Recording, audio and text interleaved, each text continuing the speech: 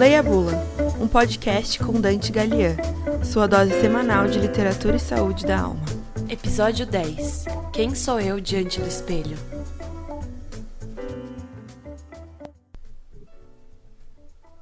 Convém dizer-lhes que desde que ficara só, não olhara uma só vez para o espelho.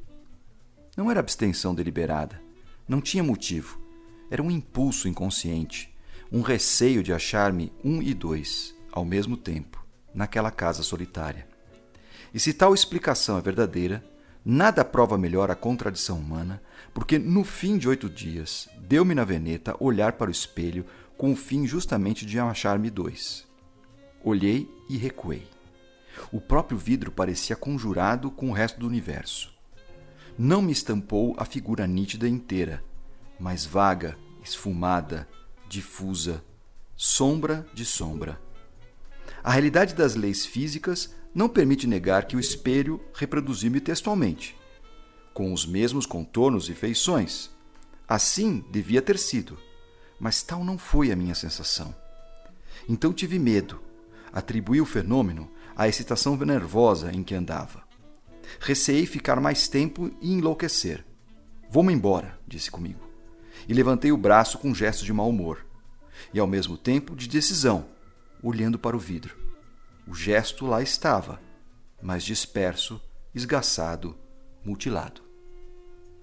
Esse trecho pertence a um conto de Machado de Assis, chamado O Espelho, e que tem um subtítulo bastante curioso e intrigante, que se chama O Esboço de uma Nova Teoria da Alma Humana.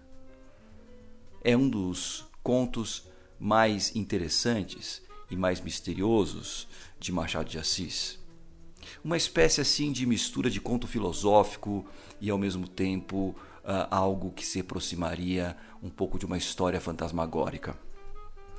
Conta a narrativa que Jacobina, esse narrador que conta a história do espelho, se encontra com amigos muitos anos depois do episódio que ele vai narrar na sequência. Estão lá conversando sobre questões transcendentais e ele sempre muito quieto, muito na dele. Até que os outros companheiros se instigam e perguntam para ele: Jacobina, por que você não fala nada? Por que você não participa da conversa? E Jacobina, de maneira muito lacônica, diz que não gostava de discussões, de que ele já tinha feito algumas experiências que mostravam para ele que as consequências de uma discussão não levavam a muita coisa. De qualquer forma, num certo momento, ele resolve contar uma história que, segundo ele, provaria uma teoria que estava sendo discutida.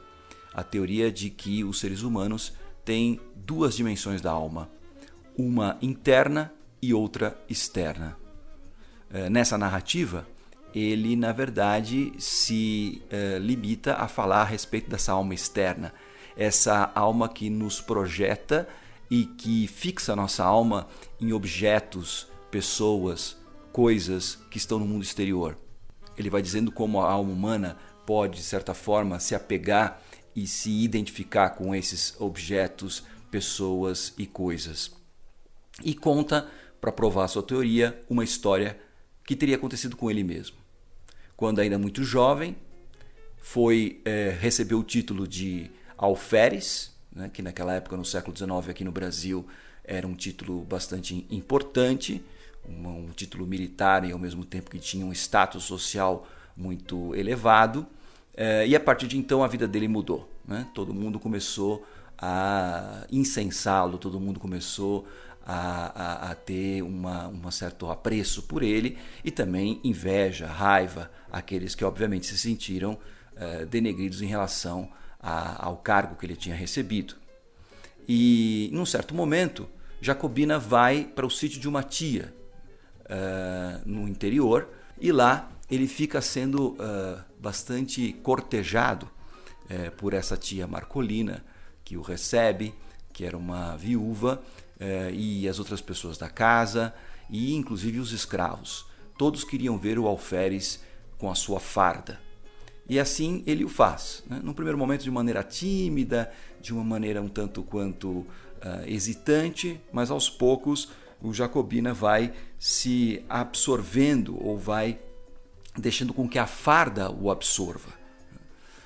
Acontece um episódio muito curioso que a filha da tia Marcolina está mal de saúde e ela então sai ao encontro dessa filha, deixando o Jacobina a sós com os escravos. E durante o tempo que ele fica sozinho lá no sítio, os escravos ainda ficam cortejando, ainda ficam falando de alferes para cá, alferes para lá, mas depois eles percebem que, na verdade, todo esse cortejo nada mais era do que uma estratégia, uma desculpa, porque no momento seguinte esses escravos todos fogem e deixam Jacobina absolutamente sozinho nesse sítio. Ele vive a solidão, ele vive o isolamento. Palavra essa tão marcante para os dias de hoje, nós que estamos todos de alguma maneira maior ou menor vivendo esse isolamento. E Jacobina, num primeiro momento, para enlouquecer, ele lê livros, ele dá passeios curtos, até que finalmente acontece isso que eu acabei de reproduzir aqui, esse trecho, em que, de maneira inopinada, ele vai se olhar no espelho e começa a perceber que ele já não se encontra no espelho. No trecho que eu estou lendo, aqui no Leia a Bula de hoje, ele simplesmente fala da primeira fase do momento em que ele se coloca diante do espelho. Num segundo momento, ele dá na veneta dele de colocar a farda. E aí, quando ele coloca a farda, ele se vê de maneira completa, não de maneira esvoaçada, não de maneira embaçada como ele tinha narrado aqui no trecho em que eu li para vocês agora há pouco. Com relação a isso, então, Machado, ou melhor, o Jacobina, vai concluindo que o que está acontecendo é que a pessoa ficou tão absorvida pelo seu título, tão absorvida pela imagem, tão absorvida pelo status social que ela tinha desenvolvido a partir do feedback dos outros, né? Que ela mesma, enquanto pessoa, quando ela está despida da farda, ela não vê nada, ela não é ninguém. E quando ela põe a farda, então a imagem no espelho se faz nítida, se faz real. Olha só que ideia interessante que Machado de Assis nos traz para a nossa reflexão de hoje no Leia a Bula. Qual é a nossa identidade? O que é que nos identifica? O espelho é sempre visto como algo que efetivamente nos mostra como nós realmente somos. Há um outro conto com o mesmo nome, O Espelho, de Guimarães Rosa, onde ele trabalha essa mesma ideia, mas tomando um aspecto um pouco diferente daquilo que Machado coloca. Machado está muito mais interessado no aspecto da alma externa, enquanto que Guimarães Rosa, nesse outro conto, que obviamente dialoga com Machado de Assis, está querendo colocar essa dimensão do interno. Daquilo que nós realmente somos e daquilo que o espelho realmente reflete de nós, da nossa verdadeira alma. É interessante pensar que muitas vezes, principalmente nesses tempos de mídias sociais, de sucesso, de demandas da sociedade, nós vamos nos tornando a imagem que os outros querem que a gente assuma. E às vezes a gente, sem perceber, vai perdendo essa dimensão da alma interna para nos identificarmos apenas e somente com essa alma externa. Nesse conto, depois que o Jacobina conta essa história para os seus amigos, ele abandona a sala sem falar mais nada, deixando os seus colegas e a nós, leitores, com essa indagação. Que somos nós? Nós somos a nossa farda ou nós somos aquilo que nós realmente somos? Olhemos no espelho, aproveitemos esses tempos de isolamento, de solidão, de recolhimento, ou seja, dias mais propícios para se fazer isso, e vamos ver o que a gente se reconhece lá. Esse conto do Machado de Assis é uma provocação extremamente sagaz, irônica e inteligente, como era próprio desse grande autor carioca do século XIX.